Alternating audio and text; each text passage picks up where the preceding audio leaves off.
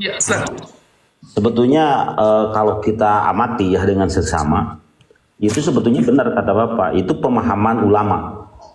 Sekali lagi itu pemahaman ulama. Apakah itu Islam atau tidak juga bisa dipertanyakan, bisa jadi bertentangan. Ya. Misal soal hadis. Kok bisa ada kebenaran bertingkat? Kebenaran sohi, hasan. Kalau ilmu itu konsisten aja, salah benar, udah aja gitu. Iya. Udah aja benar salah, nggak perlu ada kenapa. Yang namanya misalnya gini, A adalah sama dengan A. Selain A, ya bukan A, mau B, mau C, mau D, nggak bisa karena B dekat dengan A disebut hasan kan? Iya. Nggak bisa kan? Satu itu. Yang kedua, itu kan pemikiran ulama perlu digugat tuh. Iya. Yang kedua, pada Islam sendiri bicara kebenaran itu mutlak, artinya masa ada kebenaran setengah benar? Nggak ada lah. Nah, yang kedua, soal mencari kebenaran lewat sanad. Ini juga membingungkan ini. Jadi sanad rawi gitu, dari sini dari situ, kenapa begitu? Dan akhirnya diklaim menjadi kebenaran. Benar itu fakta loh, benar itu logis, realistis. Matan isinya aja. Kalau saya bilang menurut Pak Cakra 2 tambah 2 4, padahal bohong saya. Yang abang ada urusan. Kenapa harus kebenaran hanya silsilah kan? Iya. Kebenaran kan nggak nanya silsilah. Nah, kebenaran itu selama dia sepresisi dengan fakta, ya itu benar. Gitu, karena buat apa? Pak Cakra tadi misal ngomong berbagai hal, mau kitab suci, mau apalah, mau buku, mau apa, seluruhnya kan hanya abstraksi dari fakta. Bilang besi, kalau besinya ada ya benar itu. Sudah, nggak perlu juga ditanya dari mana. Gitu. Jadi justru menurut saya kalau benar kalau membaca Al-Quran itu bisa bertentangan. Kata Al-Quran bicara ciri pikiran iblis itu artinya frustasi. Bahasa Arab, bahasa kitanya itu frustasi. Pikiran frustasi itu dalam rangka menegakkan kebenaran, memaksakan pikirannya, itu justru bicara dari mana? Misal gini, kalimatnya gini, ini bukan sejarah, ini rumus. Aku tidak mau menyembah Adam karena aku dari api.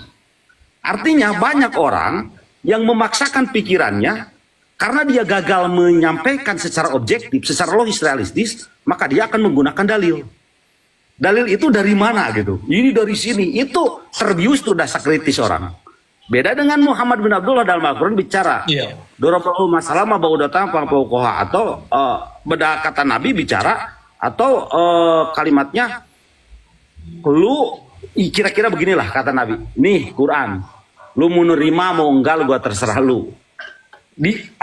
Kalau ini uji aja, lu benar atau salah. Dia tidak bicara oh ini dari enggak ada kalimat-kalimat, artinya enggak ada istilah memframing sesuatu gitu, memframing sesuatu agar orang benar. Kan umumnya begini penggunaan dalil itu Pak Cakra. Kalau orang gagal menyampaikan secara logis realistis, maka orang itu akan menggunakan dalil. Nah ini dalilnya. Nah, itu kan akhirnya dalil itu, padahal dalil itu artinya argumentasi. Saya nanya ke Pak Cakra, kenapa Pak Cakra ingin keluar dari pemahaman fikih yang ada? Kan nggak perlu Pak Cakra, ini ayatnya nggak perlu. Nggak, saya nanya argumentasinya kan. Ya. Dalil itu adalah argumentasinya, dasar-dasarnya apa? Makanya kebenaran itu harusnya logis, realistis, itu kebenaran. Misal, saya bicara, Tuhan ini menciptakan semesta ini sempurna. Sudah sempurna. Apa yang kurang? Nggak ada yang kurang, ada yang lebih. Ini sempurna. Karena begitu, rasional itu argumentasi bahwa Tuhan tidak perlu intervensi. Karena ini akan berjalan secara sistematis otomatis. Maka logik kesempurnaan merupakan dalil. Enggak. Untuk menyampaikan bahwa sikap Tuhan itu benar. Sang pencipta itu benar. Kalau dia tidak melakukan intervensi kembali. Misalnya. Bukan kemudian, ini ayatnya, ini hadisnya. Ini kan dianggap untuk melegitimasi kebodohan dia gitu. Yang pertama ya. Kemudian saya kasih contoh nih dalam Al-Quran. Ini pemahaman saya loh. Jadi jangan nanya nanti tafsirnya dari mana. Saya nggak percaya tafsir. Saya ahli matan. Saya mau ini. Misal kata Nabi bicara. Nabi itu ada basrum mislukum ila wayuwa. Artinya beginilah. Nabi itu pakai jenggot. Nabi itu pakai jubah. Nabi itu ngomong bahasa Arab. Persis orang-orang Arab yang ada di situ. Artinya dia tidak perlu bawa-bawa kalimat lain untuk meneror orang Arab agar menerima dia. Enggak, dia humanis saja. Dalam rangka menyampaikan pesannya. Dia tidak perlu jadi alien. gitu, tidak perlu. Nah, itu tapi perlu dipahami juga, karena tadi kan ada yang nanya tentang keyakinan saya. Saya 100% orang yang mempelajari ilmu-ilmu para ulama itu, dan saya menyisakan waktu bertahun-tahun, benar-benar bertahun-tahun. Saya enggak, dan saya secara akademik, Profesor, ketahui saya hanya lulusan SLTP 3 tahun di atas SD. Itu tapi saya belajar baik. Itu semua saya pelajari dengan baik, dan saya menemukan irasionalitas. Benar. Ini kalau komentar ke ulama benar, dan saya bisa mempertanggungjawabkan sebagaimana yang saya tadi sampaikan. Gitu. Jadi, dan saya bisa simpulkan bahwa artefak Islam itu adalah Al-Quran. Mungkin ada sosiofaknya, kondisi sosial yang terus menurun sampai sekarang, dan memang seperti sholat gitu. Dan semua itu saya simpulkan adalah rumus. Itu perlu dibaca dalam. Nggak bisa orang bicara menyebutkan rumus Einstein berkali-kali juga, tidak akan meledak itu. Tidak akan meledak. Kalau kita sebutin didikirin sebanyak-banyaknya, gitu, tidak akan jadi bom nuklir yang meledak.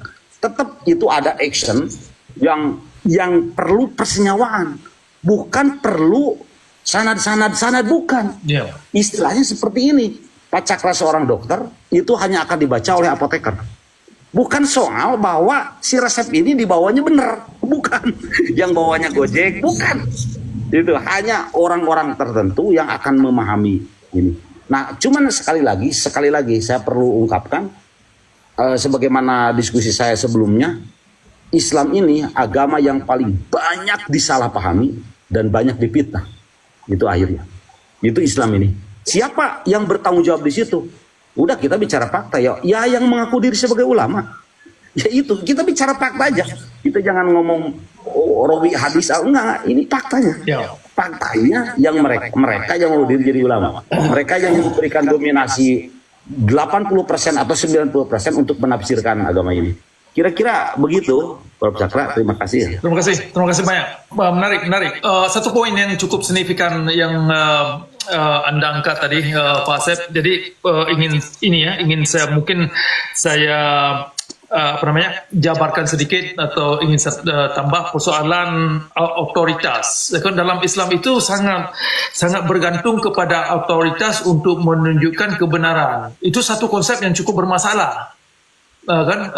Sehingga adanya harus ada dalilnya bagaimana, padahal dalil yang dimaksud juga bermasalah. Jadi tidak cukup kebenaran itu dengan dalil, sedangkan dalil yang maksud seperti kita bahaskan belakangan ini, persoalan asbabun nuzul.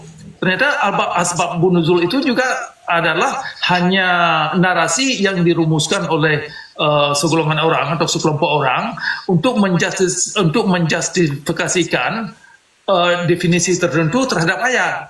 Jadi mereka tidak berfokuskan kepada kebenaran itu sendiri. Kalau mereka misalkan Islam ini menjunjung tinggi kebenaran yang bisa berdiri sendiri, itu tidak perlu asbabun nuzul, tidak perlu Sahih Al-Bukhari.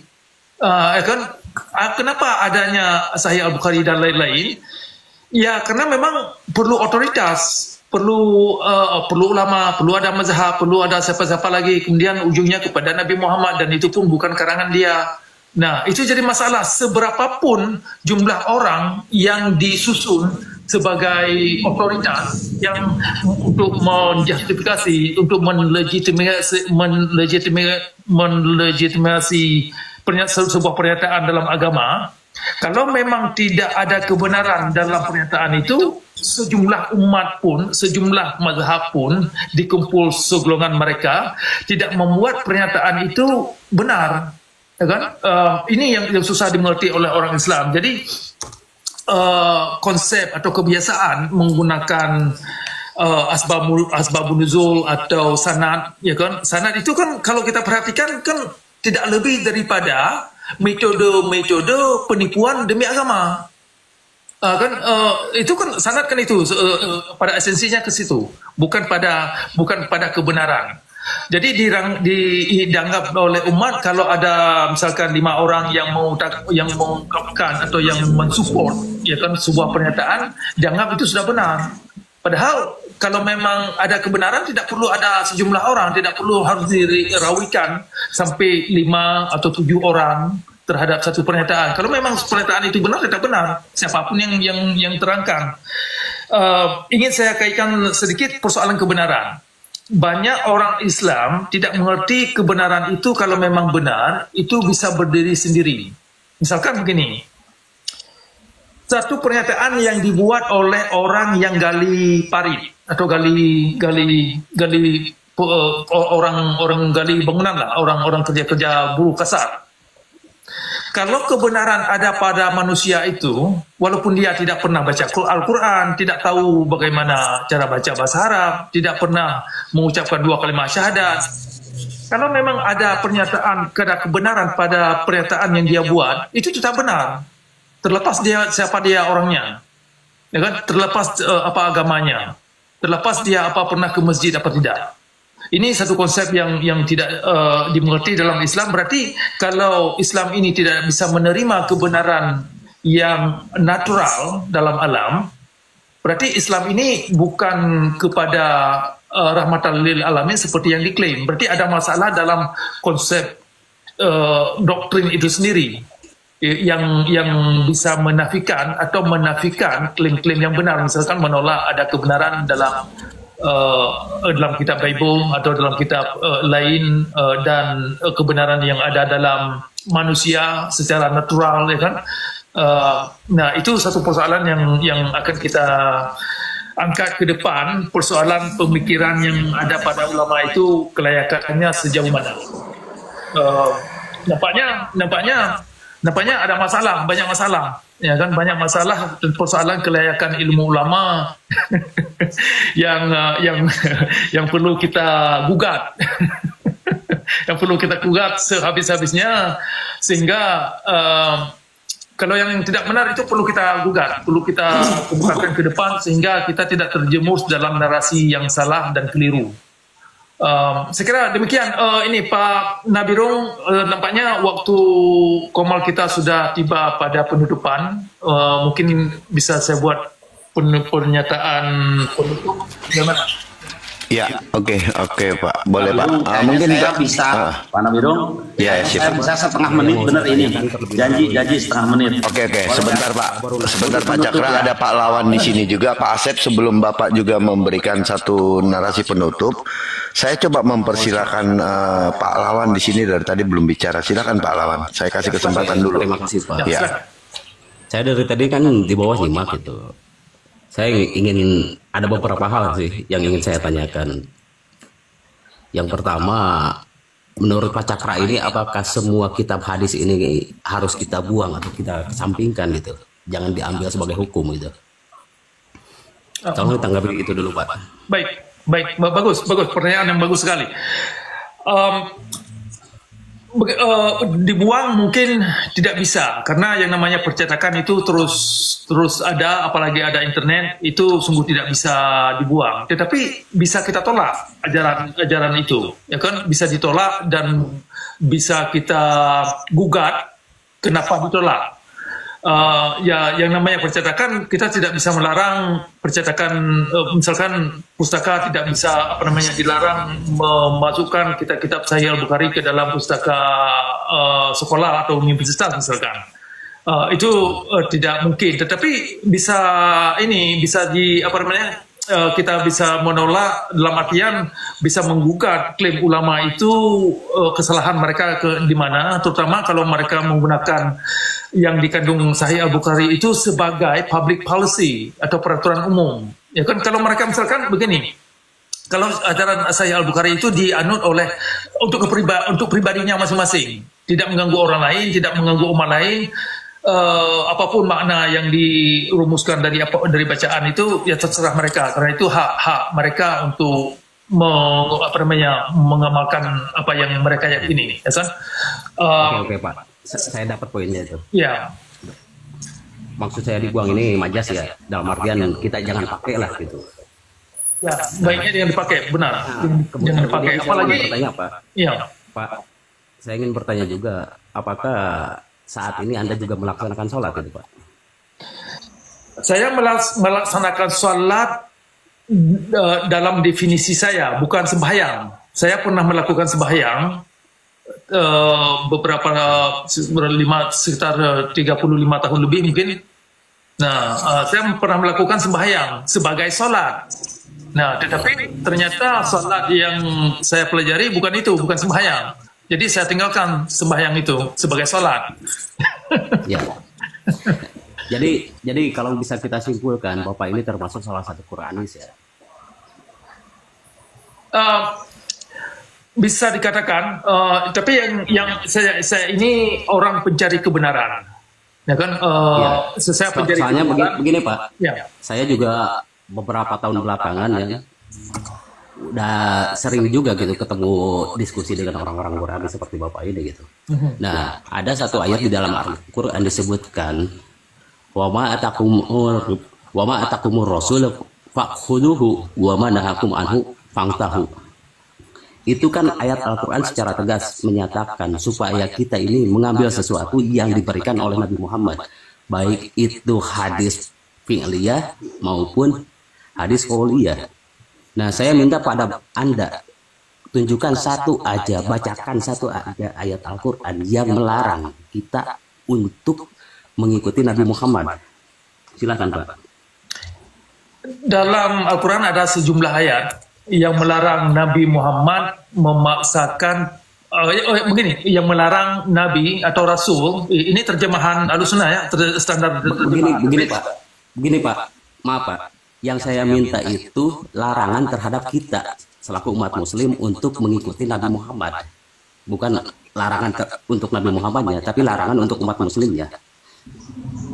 Silahkan bacakan ayatnya dalam teks. Baik. Secara garis besar ya, saya tidak akan menyebutkan satu ayat yang maksud, tetapi saya jawab secara garis besar. Saya minta Anda bawakan ayatnya Pak. Anda kan seorang Quranis, seharusnya Anda berbasis kepada Al-Quran. Silahkan bacakan ayatnya.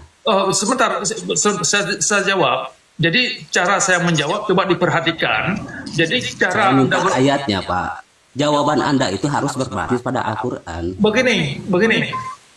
Coba katanya Anda beriman pada Al-Quran, makanya bawakan dalilnya dari Al-Quran. Nah, ini Pak Lawan yang Anda tanyakan,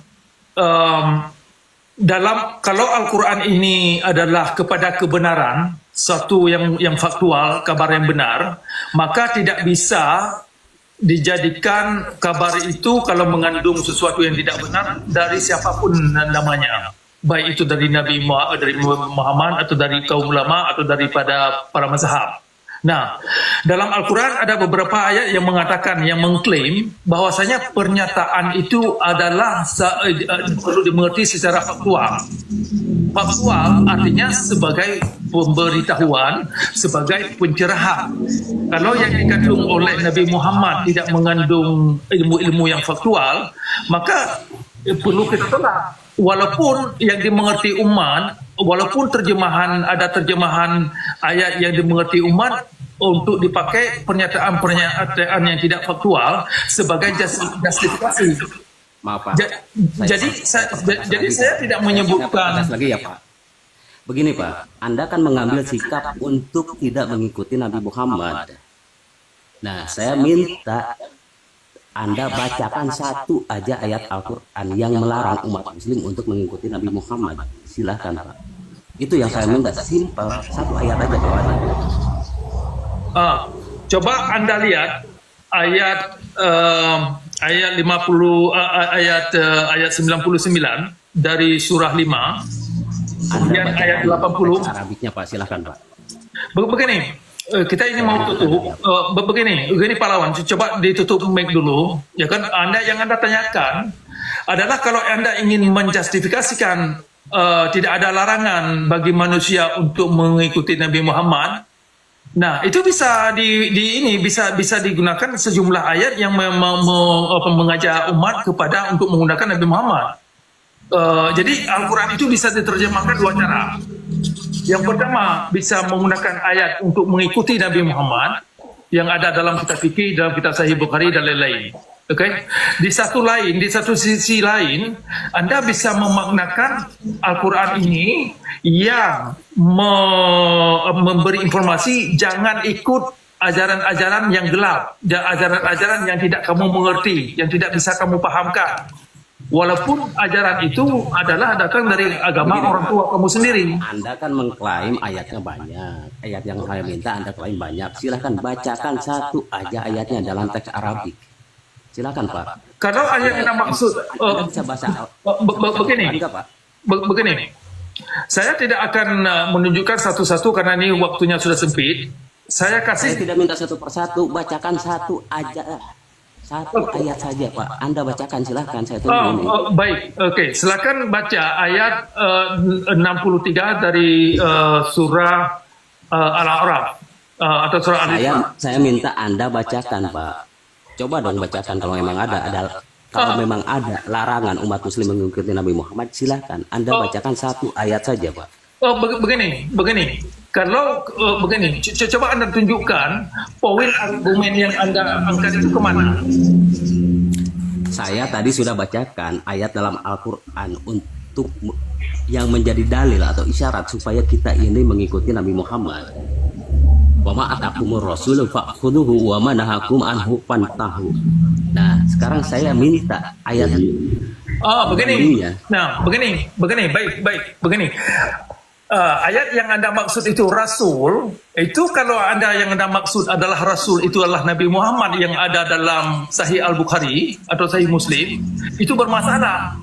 Kalau Anda maknakan Rasul atau Nabi yang Anda maksud adalah yang tertera dalam sebentar. Karena begini Pak, domirkum di sana itu merujuk kepada orang-orang yang ada di zaman. Ini Pak Lawan ini coba didengar dulu. Dalam Al-Quran itu ada wa'ati'ullah wa'ati'ur rasul. Kalau Anda menggunakan ayat itu, yang Anda maksud adalah Rasul, adalah Nabi Muhammad, disinilah kecolongan orang Islam kalau mereka mengikuti kitab Sahih Al-Bukhari dan Sahih Muslim dan kitab fikih. Nah, itu kan wa'ati'ur rasul, wa'ati'ullah wa'ati'ur rasul bisa dimaknakan oleh umat Islam untuk taat kepada syariat Islam. Yang perlu yang saya permasalahkan di sini, kalau definisi rasul atau definisi umat ternyata menjurus umat kepada ajaran-ajaran yang menjerat mereka sendiri kepada kezaliman dalam beragama. Pak Cakra, saya ini tidak meminta Anda untuk berasumsi liar. Saya cuma minta Anda bacakan satu saja ayat Al-Quran yang melarang umat muslim mengikuti Nabi Muhammad. Sudah saya turunkan, Bapak.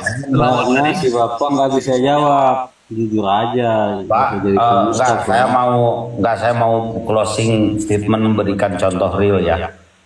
Sebetulnya gini. Ini Bapak Cakra ini nggak bisa jawab. Enggak. Nanti saya jawab, saya yang jawab. Boleh Cakra ini jadi pendusta ini. Enggak gini, maksudnya gini. Justru yang hari ini terjadi ketika kita lah kita harus mengikuti Nabi Muhammad. Cuman pertanyaannya, kabar-kabar mengenai Nabi Muhammad itu benar atau tidak? Itu yang harus kita gugat. Pertama itu. Contoh, saya kasih contoh. Orang seluruh umat Islam, mau Syiah mau Sunni, percaya ini omongan Ali.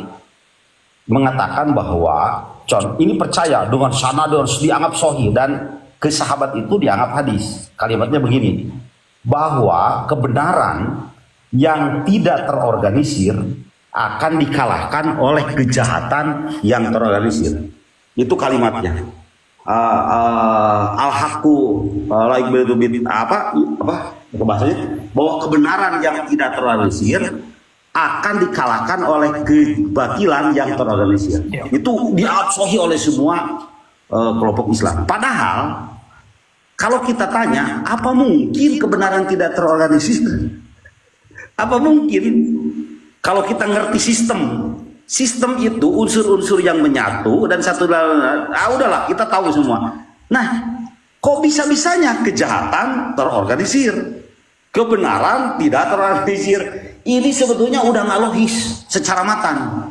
Padahal ini dianggap pikiran Ali bin Abi Thalib. Masa iya Ali bin Abi Thalib yang dianggap cerdas, hebat, sampai punya pikiran bahwa ada kebenaran yang bertentangan. Kebenaran itu saling bermusuhan. Kok bisa?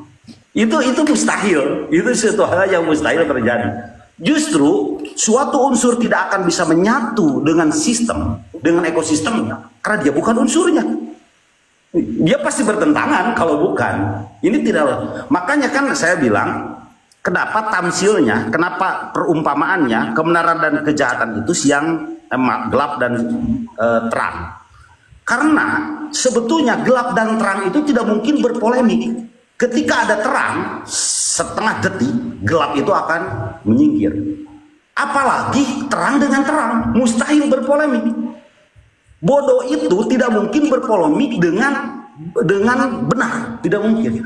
Adapun yang hari ini di dunia bertentangan di mana-mana itu si bodoh dan si bodoh. Nggak mungkin si pintar dan si bodoh bertentangan. Pak Cakra punya mobil Pak Cakra rusak. Tiba-tiba Prof Cakra datanglah kepada montir yang profesional. Itu tip mobil Pak Cakra langsung jalan. Karena si terang ada dalam diri si montir dan si gelap ada dalam mobil yang rusak. Itu tidak ada cerita itu. Nah, artinya dengan adanya pertentangan yang luar biasa di antara para ulama, dan akhirnya tidak sedikit fakta ini yang mengucurkan darah di mana-mana, saling hina, saling hujat, saling kafirkan dan lain-lain. Ini semua merupakan suatu bukti bahwa kejahatan itu memang real, kebodohan itu memang real. Karena yang berpolemik itu wajib si bodoh dengan si bodoh, si gelap dengan si gelap. Ini tidak logis secara filosofis. Tapi tiba-tiba orang menyohihkan kalimat itu dan diyakini oleh umat Islam bahwa ada kebenaran yang berpolemik, kebenaran yang tidak terorganisir. Kok bisa kebenaran tidak terorganisir? Dari mana ini ceritanya? Gitu.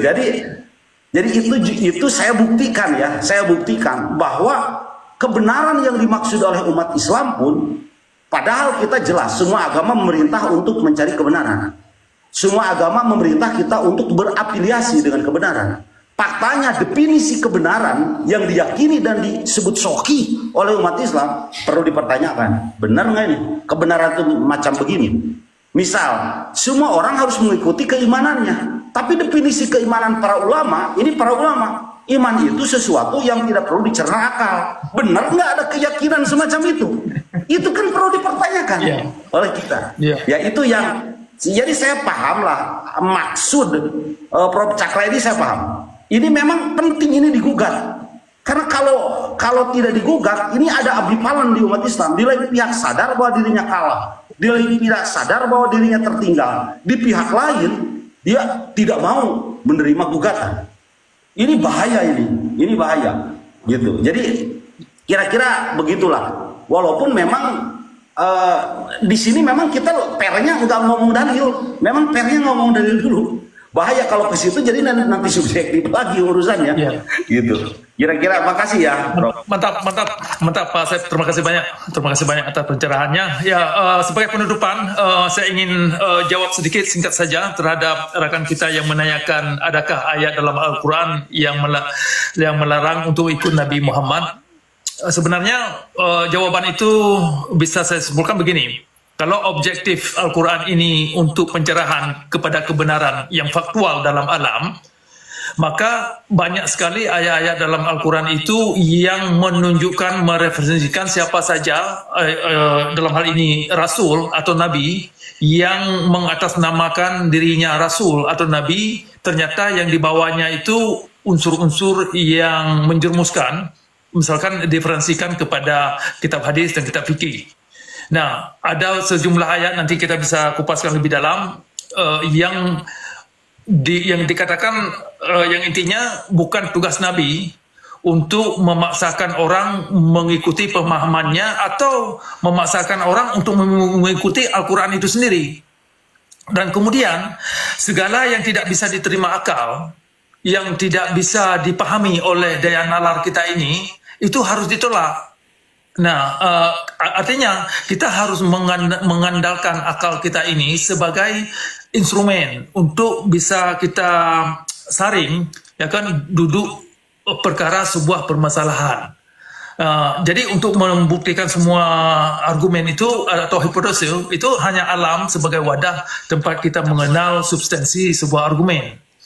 Nah, kemudian tadi ada saya menyebutkan orang Islam bisa menggunakan Al-Quran ini kepada kezaliman dengan memaknakan misalkan arti Rasul atau arti Muhammad yang ditujukan kepada seorang Nabi, ternyata Nabi yang dimaksud adalah Nabi palsu.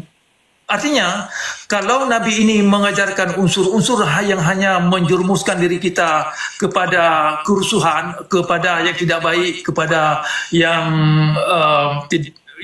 menghancurkan diri kita ini, yang mematikan akal pikiran kita ini, berarti ajaran Nabi itu tidak tidak sinkron atau makna yang dimengerti oleh umat Islam dengan makna yang ada dalam Al-Quran sebagai objektif Al-Quran kepada kebenaran. Nah, jadi orang Islam perlu mempertanyakan apa arti makna Rasul, apa tujuan dan misinya, apa makna Nabi yang ada dalam Al-Quran, misi dan tujuannya itu kemana, poros argumennya itu kemana. Ya kan, kalau Nabi itu sendiri yang diakui oleh orang Islam ternyata seperti yang digambarkan dalam kitab hadis dan banyak kitab fikih, dan dalam sirah Muhammad, perangai dan tindakan dan perilaku Nabi dalam beragama ternyata tidak menunjukkan seseorang yang bermoral baik. Ya kan, bukan orang baik-baik. Dalam artian bukan seseorang yang sudah mencapai state of enlightenment, kepada pencerahan, kepada kemanusiaan, kepada kondisi yang rahmatan lil alamin yang bisa digunakan pada saat ini. Jadi itu sebagai ini jawaban kepada kawan kita yang menanyakan tadi, dan bisa kita ulang kembali pada Komal mendatang karena pertanyaan itu saya kira penting dan perlu saya jawab untuk kejelasan pada kali mendatang. Tetapi sebagai pernyataan penutupan Komal kita ini, saya ingin menutup ingin saya buat pernyataan penutupan sebagai penutup. Pertama, terima kasih banyak sekali atas pertanyaan dan partisipasi Anda semua. Pak Nabirong, terima kasih sekali atas bantuan Anda sebagai moderator dalam hal ini. Sudah beberapa jam ini, bagus. Terima kasih banyak sekali ini, ya kan, atas upaya dan ya. Pak, boleh sedikit Pak? Ya, Pak. Izin Pak. Ya, sudah nunggu dari tadi sih. Ya. Oh, silakan Tadi Bapak nyinggung Rasul ya. Jadi kalau dalam